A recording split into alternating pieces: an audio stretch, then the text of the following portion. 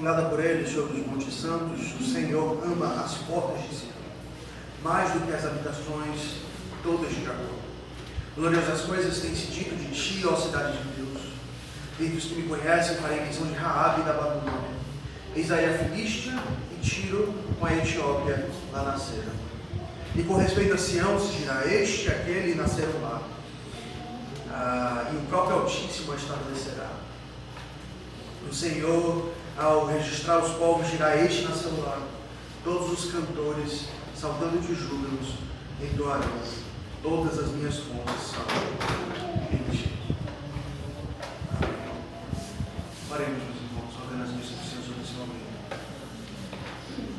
Pedimos, Senhor, alma encarecida que o Senhor fale conosco, que o Senhor abra as portas do céu, Senhor. E o Senhor, independente do pregador, Senhor Deus, passe a sua mensagem ao teu povo. Em nome de Cristo Jesus.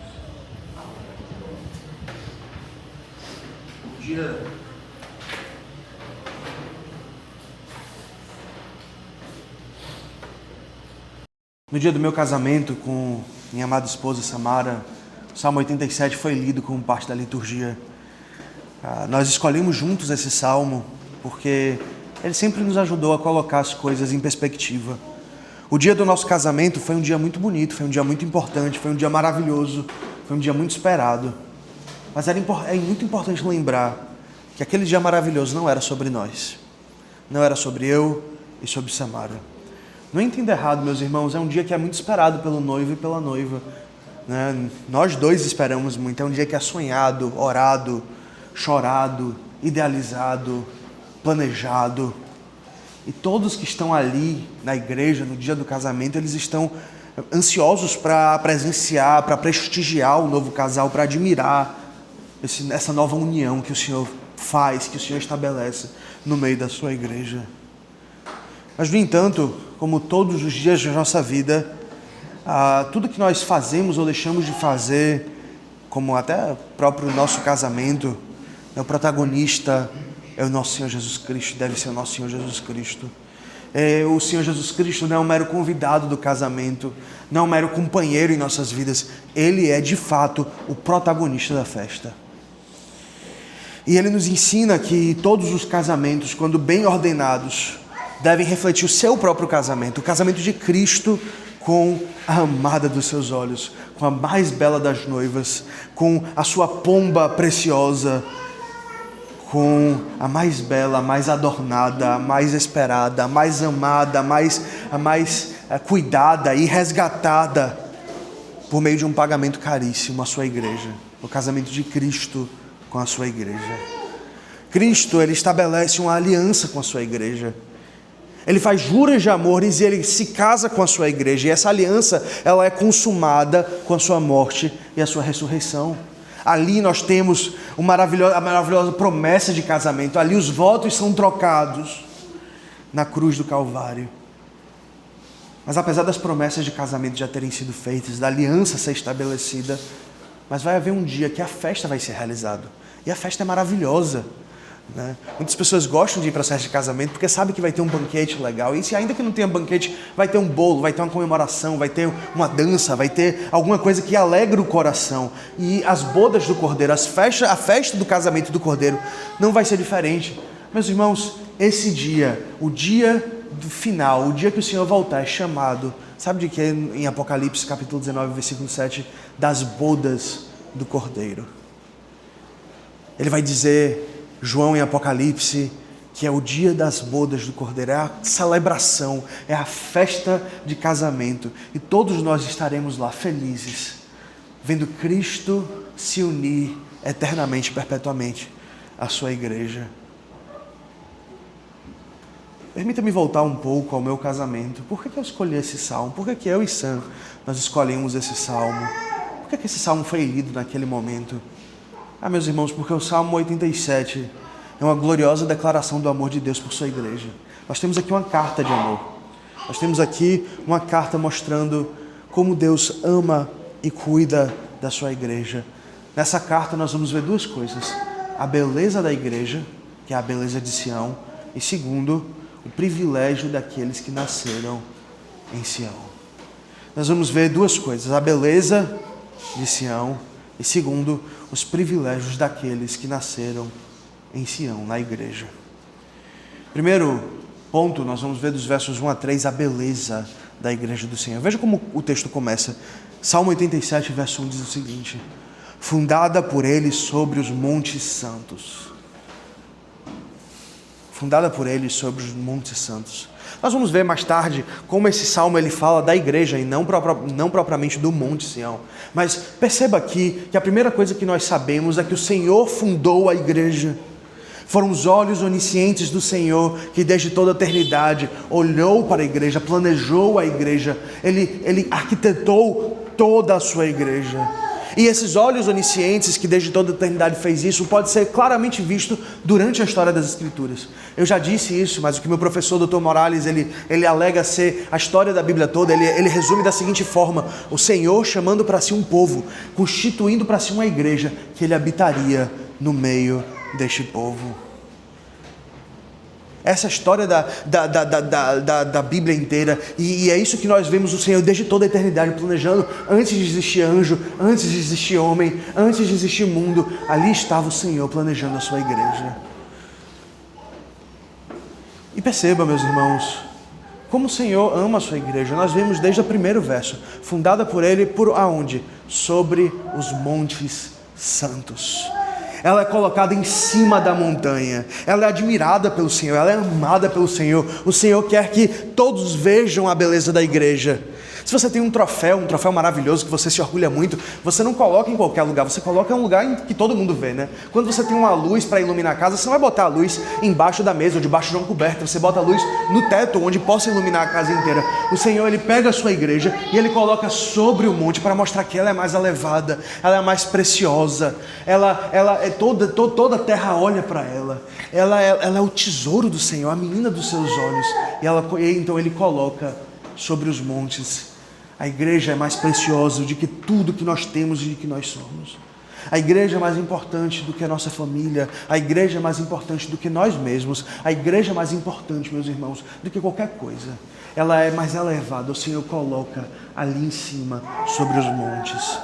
E veja como é verdade. Em Apocalipse 21, verso 10, vai dizer exatamente isso. O anjo vai dizer: deixa eu te mostrar. Ele fala para João: deixa eu te mostrar a igreja do Senhor Jesus Cristo. E ele leva João para ver em cima de um monte. Ali está fundamentada a igreja de Cristo, em cima da montanha, para que todos vejam a sua beleza. O verso 2 complementa dizendo o seguinte, veja, olha como ele começa: o Senhor ama as portas de Sião. O Senhor ama a sua igreja. Ele ama o seu povo. Ele tem um amor real. E como é que nós podemos conhecer o amor de Cristo pela igreja, o amor de Deus pela igreja? Veja, aquele célere texto, João 3,16, resume de forma perfeita: o Senhor Deus amou o mundo de tal maneira, e o mundo aqui não é todo mundo, são gentios, são todos os povos que são unidos em igreja. O Senhor amou o mundo de tal maneira que deu o seu Filho unigênito para que todo aquele que nele crê não pereça, mas tenha vida eterna. O amor de Cristo pela igreja é expressado na cruz do Calvário. O amor de Cristo pela igreja é expressado no Cristo que sangra na cruz. E aqui está o quanto o Cristo ama a sua igreja. É como se João, em João 3,16, estivesse dizendo: olha, aqui está o amor de Deus na cruz do Calvário.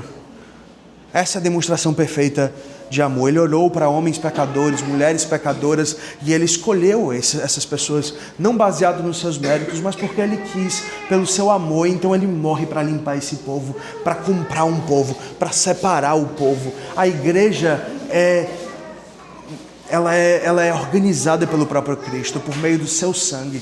E é do seu sangue que nasce o cimento pelo qual a edificação da igreja é construída.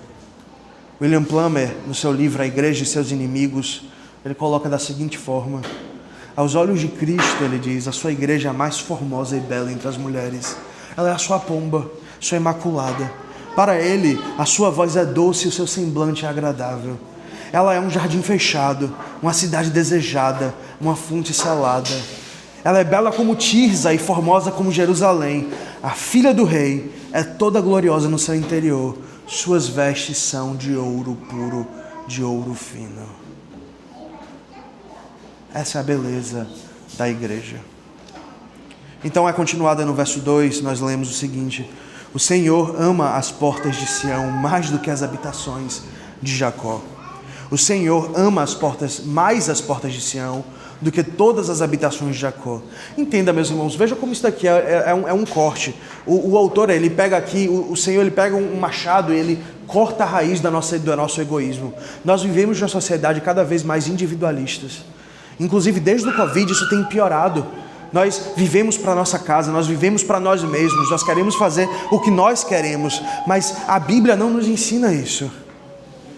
Interessante, né, que o Evangelho, desde os anos 70, 60, a revolução hippie, a revolução do individualismo, começou a ser pregado de forma diferente, né? Algumas pessoas falam: eu não preciso de igreja, sou eu mesmo, minha Bíblia e Cristo. É isso que basta. Eu, minha Bíblia e Cristo. Eu não preciso de igreja, eu não preciso de pastor. Ou algumas pessoas, elas começam a espalhar um lema que é estranho, né? Devia ser estranho aos nossos ouvidos, mas a gente repete muitas vezes, tantas vezes, né?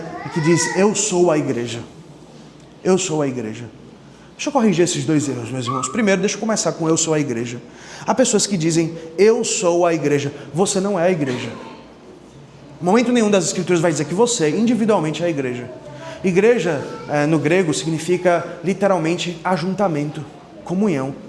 Mesmo que você tiver 50 personalidades, 25 personalidades entre si, mesmo que você tenha um desvio de múltiplas personalidades, você não é uma igreja, porque você não é um ajuntamento. Você é uma pessoa. Você faz parte da igreja.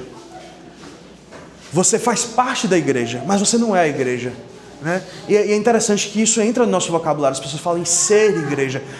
É importante ser igreja aqui. Não é importante você ser igreja. Você não é igreja, meu amigo, meu irmão. Você não é igreja. Você não foi chamado para isso. Inclusive é um verbo que nós não encontramos na Bíblia inteira, ser igreja. Não, você faz parte da igreja. Você está dentro da igreja, mas você não é igreja por si só. Nós somos igreja, entende? Veja como o pronome mudou. Não é mais você, é nós, juntos, aqui, somos a igreja do Senhor Jesus Cristo. Não apenas nós juntos aqui, mas todo o povo de Deus verdadeiro, espalhado pela face da terra. Nós todos juntos somos igrejas. Somos igreja, no singular. Mas veja, entenda, não é você, somos nós. Segundo, a segunda parte que é muito importante corrigir aqui é essa ideia de que tudo que basta sou eu, Cristo e a minha Bíblia. Eu não preciso ir para o culto, eu não preciso de igreja. Entenda, o Senhor ama mais as portas de Sião do que as habitações, do que as casas. Ele ama mais a igreja, o ajuntamento. Se você diz isso, se você diz: eu amo Cristo na minha casa, você não ama Cristo. Eu preciso só amar Cristo na minha casa, tranquilo, faço meu culto doméstico. Não, você não ama Cristo. Porque Cristo foi aquele que disse: eu edificarei a minha igreja. Cristo veio para salvar a igreja, para separar a igreja. Se você ama Cristo e não ama o que Cristo ama, você não ama Cristo de verdade.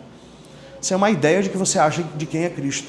Não foi Cristo que falou por meio do escritor de Hebreus, dizendo: não deixem de congregar, não deixem de ir à igreja. Importante dizer aqui uma coisa, meus irmãos. Veja, o culto doméstico é uma bênção, todos nós devemos fazer. As nossas devocionais privadas é uma bênção, todos nós devemos ler a Bíblia todos os dias, orar, estar diante do Senhor.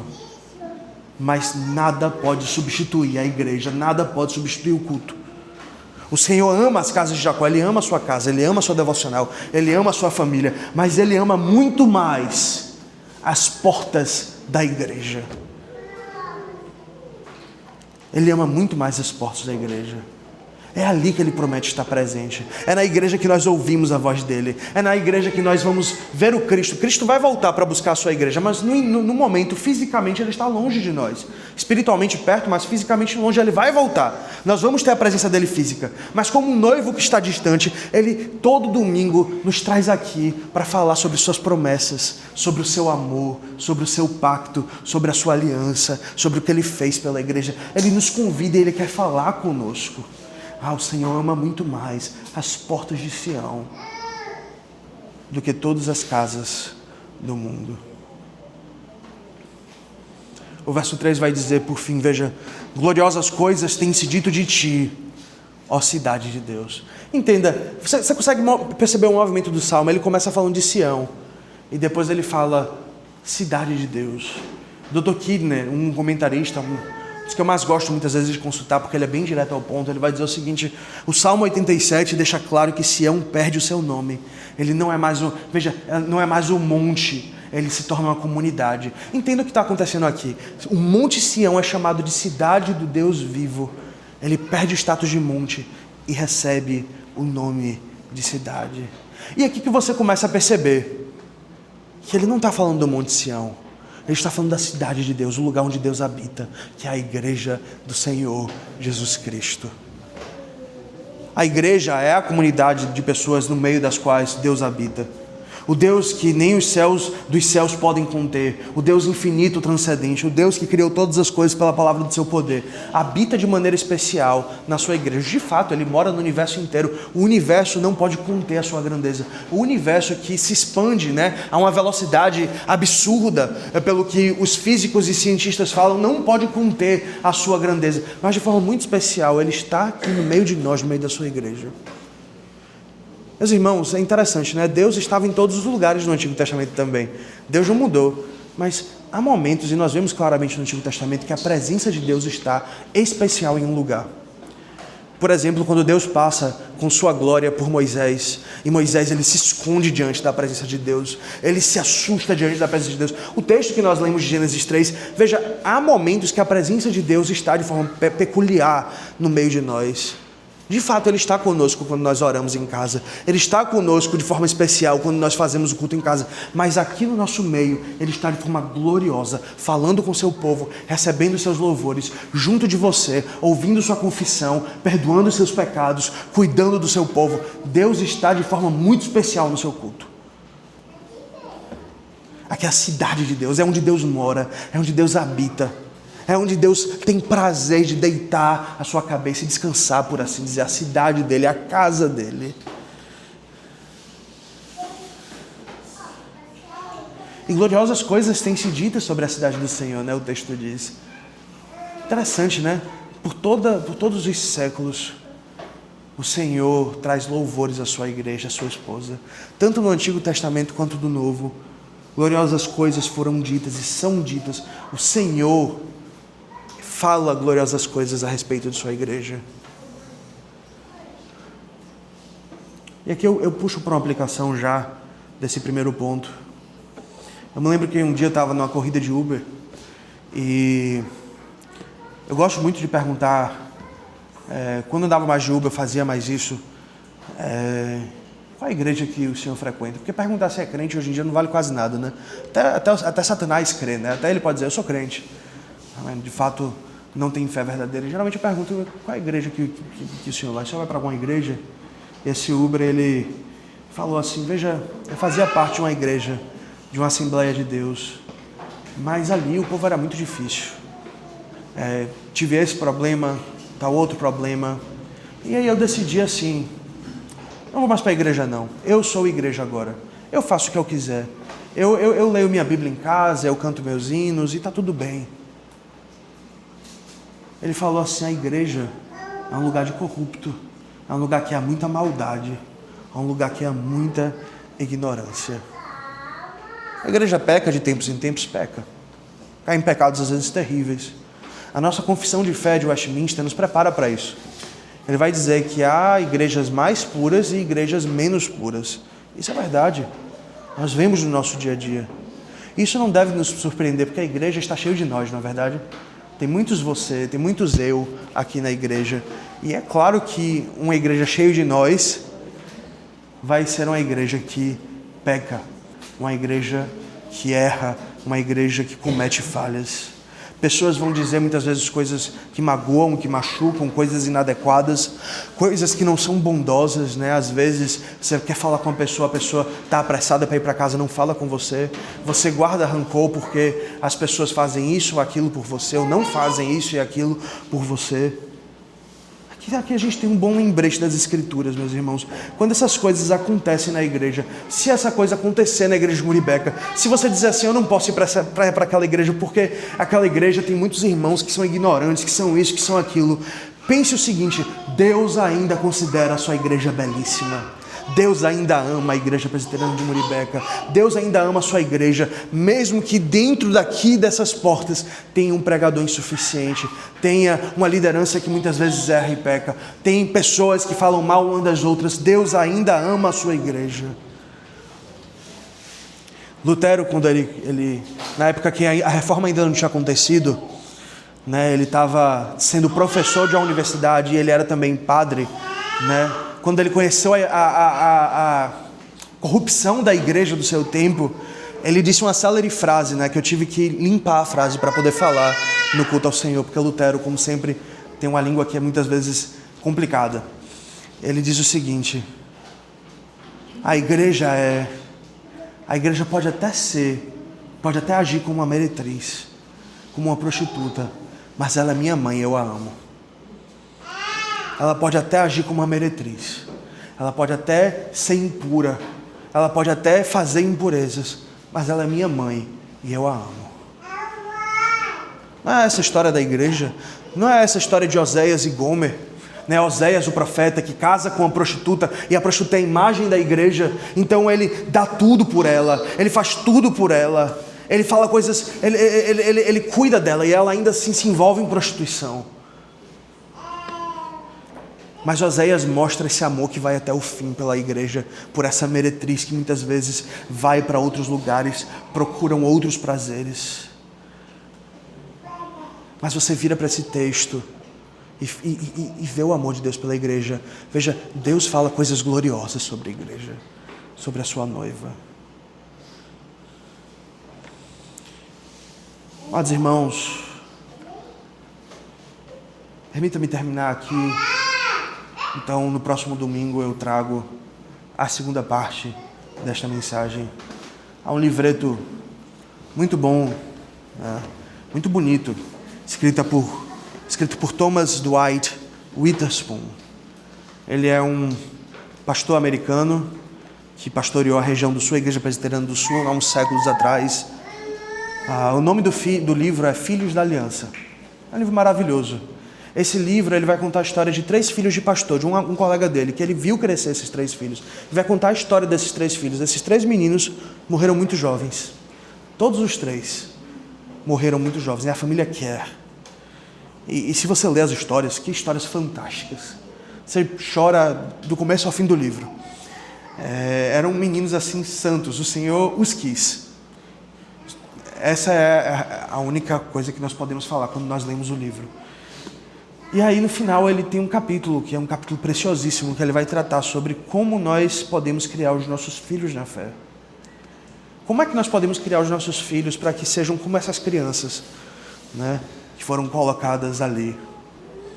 E nesse capítulo é maravilhoso, né? Ele passa um bom tempo mostrando como nós devemos ensinar os nossos filhos a amar o Senhor Jesus Cristo, a ser cuidado por Cristo, a se entregar por Cristo, a viver Cristo, a abraçar Cristo, a depender de Cristo, a andar com Cristo todos os dias. E esse capítulo tem diversas dicas práticas de como fazer isso, mas ele dedica um tempo, ele diz o seguinte: veja, não esqueça de ensiná-los também a amar a igreja. Não esqueça de ensiná-los a amar a igreja. Depois ele vai dizer mais especificamente a igreja presbiteriana. Mas não esqueça de passar isso para o seu filho. Quantas vezes nós pecamos por causa disso? Se você lembrar, se você puxar na sua memória, você vai provavelmente lembrar como você ensinou o seu filho a amar a Bíblia, a amar o Senhor Jesus Cristo. Mas quantas vezes você ensinou ele a amar a igreja? Quantas vezes você ensinou ele a amar a proteção que a igreja dá, o cuidado e o amor da igreja? Quantas vezes você ensinou ele a se sacrificar, a trabalhar pela igreja?